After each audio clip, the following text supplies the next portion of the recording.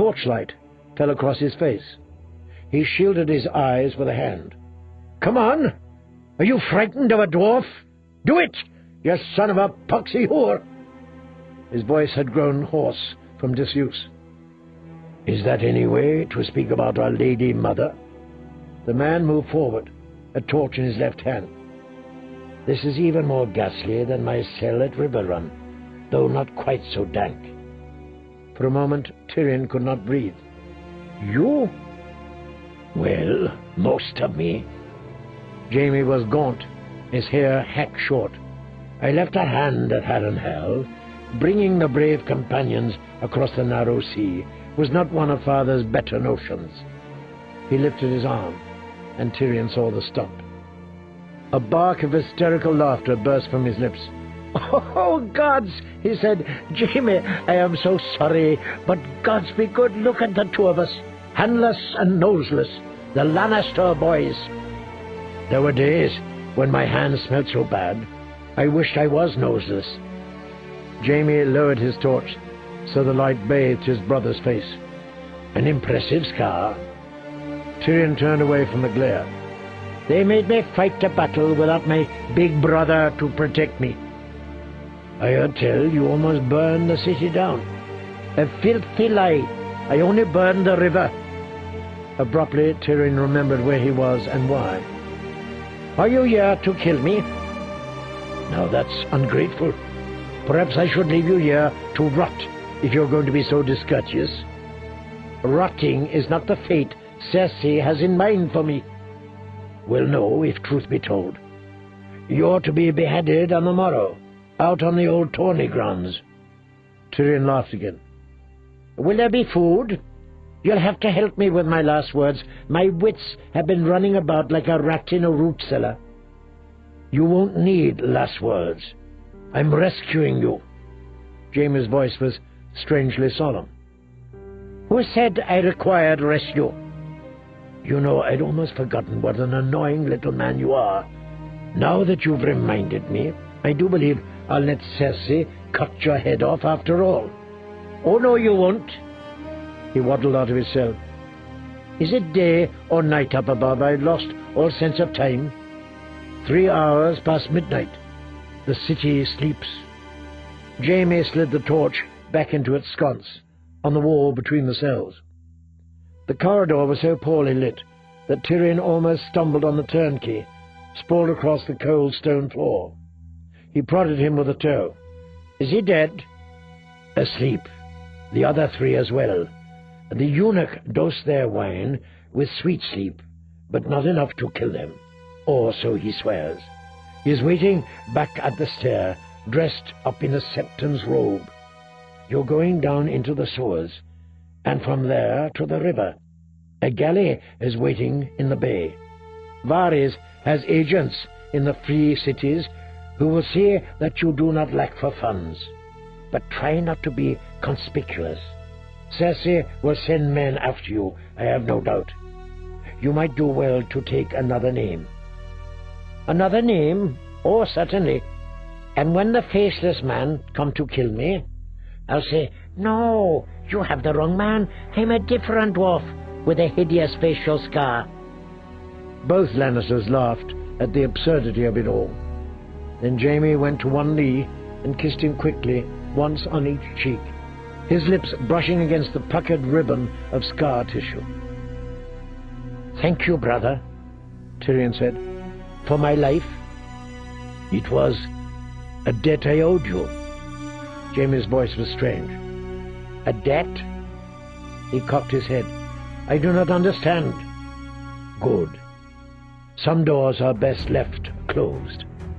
"Oh dear," said Tyrion. "Is there something grim and ugly behind it? Could it be that someone said something cruel about me once? I'll try not to weep. Tell me." "Tyrion." "Jaime is afraid." "Tell me," Tyrion said again. His brother looked away. "Tysha," he said softly. "Tysha?" His stomach tightened. "What of her?" "She was no whore. I never bought her for you. That was a lie that Father commanded me to tell. Tysha she was what she seemed to be, a crofter's daughter, chance met on the road. Tyrion could hear the faint sound of his own breath, whistling hollowly through the scar of his nose. Jaime could not meet his eyes. Tysha? He tried to remember what she had looked like. A girl? She was only a girl, no older than Sansa. My wife? He croaked. She wed me. For your gold, Father said. She was low-born. You were a Lannister of Casterly Rock. All she wanted was the gold, which made her no different from a whore, so it would not be a lie, not truly, and he said that you required a sharp lesson, that you would learn from it, and thank me later. Thank you? Tyrion's voice was choked. He gave her to his guards, a barracks full of guards. He made me watch.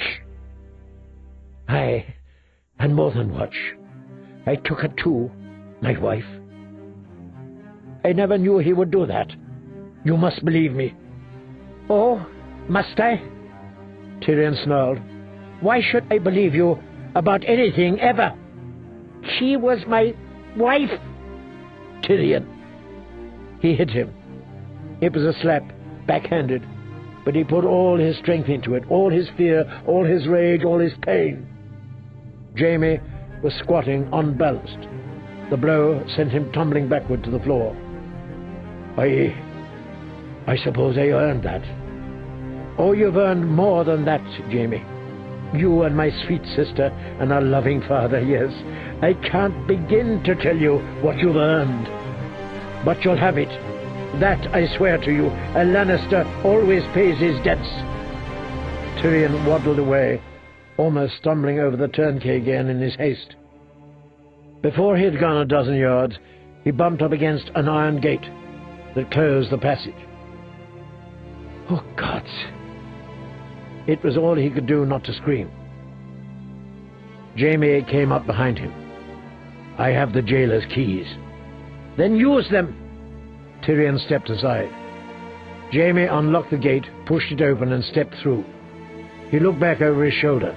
Are you coming? Not with you. Tyrion stepped through. Give me the keys and go. I will find Varys on my own. He cocked his head and stared up at his brother with his mismatched eyes. Jaime, can you fight left-handed? Rather less well than you, Jaime said bitterly. Good. Then we will be well matched if we should ever meet again. The cripple and the dwarf. Jaime handed him the ring of keys. I gave you the truth.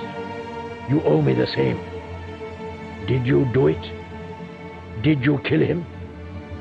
The question was another knife twisting in his guts. Are you sure you want to know? Asked Tyrion. Joffrey would have been a worse king than Aerys ever was.